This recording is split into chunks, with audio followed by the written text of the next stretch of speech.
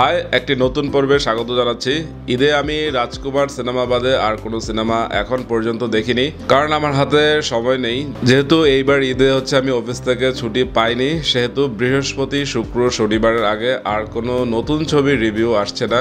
তো ভাবলাম যেহেতু নতুন রিভিউ আসছে না, তাহলে রাজকুমার নিয়েই কিছু কথা বলা যাক। রাজকুমার নিয়ে যদি কথা বলতেই হয়, আমি বলবো যে সাকিব খান বহুদিন পর এরকম মন খুলে অভিনয় করেছে এবং সাকিব খানের অভিনয় রাজকুমারে ব্যাপক প্রশংসা অর্জন করছে। সেটা যে শুধুমাত্র সাকিব খানের ফ্যানরাই যে সাকিব খানের অভিনয়ের প্রশংসা করছে তাই নয়, নিউট্রাল দর্শক থেকে নতুন ধরনের অডিয়েন্সরাও কিন্তু সাকিব খানের অভিনয়ের প্রশংসা করছে, যে এরকম সাকিব খানকে তারা আগে দেখেনি। যেই সাকিব খান এক সময় স্ক্রিনে হাউমাউ করে কাঁদতো, যেই কাদার সিনগুলো এখনো মানুষ ট্রলে ইউজ করা হয়, সাকিব খান হাউমাউ করে কাঁদছে এরকম একটা মিম তো পাওয়াই যায়। তো সেই সাকিব খানের কাছ থেকে এবার একদম শাহরুখ খান লেভেলের এক্সপ্রেশন, যে চোখে পানি মুখে এক্সপ্রেশন, একদমই শাহরুখ খানের মতো, যে চোখে পানি টলমলো করছে কিন্তু পড়ছে না, আর মুখে একদম এক্সপ্রেশন, মানে ওয়াও, জাস্ট ওয়াও।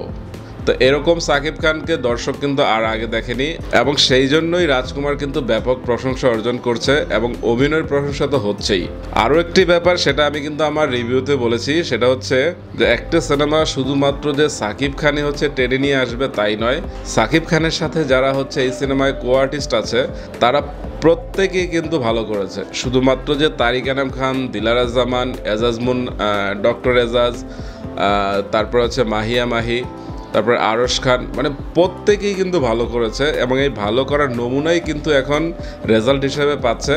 আমি সাকিব খানকে বলবো যে আপনি আপনার এই লেভেলটি বজায় রাখুন এবং এই লেভেলটি কখনো নিচে নামতে আর দিয়েন না, মানে উপরে যা যাচ্ছে উপরেই যেতে থাকুক, তাহলেই বাংলা সিনেমা এগিয়ে যাবে। কারণ আপনার হাতেই কিন্তু পুরো বাংলা ইন্ডাস্ট্রি, এবং নতুনরা যেহেতু এখনো আসছে না, সেহেতু আপনাকে আরও কয়েক বছর বাংলা সিনেমাকে দেখতে হবে। তো আমি চাইবো যে আফরান নিশো কিংবা আরিফিন শুভ কিংবা সিয়াম, এই তিন দিকপাল যদি এক হয়ে যায় না, তাহলে বাংলা সিনেমা কিন্তু আরও উপরের দিকে যাবে। সেটা আমার একদম মনের কথা। যেহেতু সিয়ামের আগামী কুরবানি ঈদে জঙ্গলি আসছে, তো জঙ্গলি নিয়ে কিন্তু ব্যাপক উন্মাদনা কিন্তু হবে, কারণ যেহেতু সাকিব খানের তুফানের সাথে ক্ল্যাশে যাবে, তো সেটা দুইটা ছবির হাইপই কিন্তু বজায় থাকবে। তো আগামী ঈদ কিন্তু একদমই জমে যাবে। তো সিয়ামের জঙ্গলি নিয়েও আশাবাদী। আর রাজকুমার নিয়ে যেটা বলবো, যে রাজকুমার নিয়ে আমি আরও একটি ভিডিও বানাবো, সেটা যে শেষটা কিন্তু আমার পছন্দ হয়নি। সেটা আর কিছুদিন যাক, যেহেতু এখন ওটা বানালে স্পয়লার হয়ে যাবে, তাহলে আমি কোনো স্পয়লার দিতে চাচ্ছি না।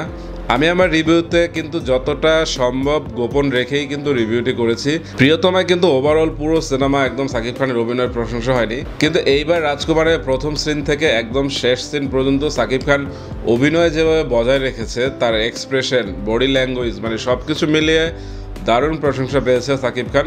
তো যাই হোক, আমি বলবো যে বাংলা সিনেমা এগিয়ে যাচ্ছে, আপনারা সবাই বাংলা সিনেমা দেখুন এবং শুধুমাত্র রাজকুমারই দেখে থেমে থাকবেন না, আরও যে সিনেমাগুলো মুক্তি পেয়েছে সেগুলো দেখুন। আর সামনে দরদ তো আসছে, দরদ নিয়ে নতুন একটি ভূমিকম্প আমি আপনাদের সাথে শেয়ার করব। আর কিছুদিন পর নতুন একটি লিঙ্ক পেয়েছি, লিঙ্কটি এখনই দিতে যাচ্ছি না, আর কিছুদিন পরে দিব। তো ততক্ষণ পর্যন্ত ভালো থাকুন, আর আমার রিভিউ আপনাদের কেমন লাগছে সেটা কমেন্ট বক্সে জানাতে পারেন। সাকিব খানের নতুন যাত্রার সাথে কিন্তু আমার যাত্রাও শুরু হয়েছে, তো দেখা যাক আমি আসলে কত দূরে এগিয়ে যেতে পারি। তো আমার জন্য সবাই দোয়া করবেন। Tata, bye bye.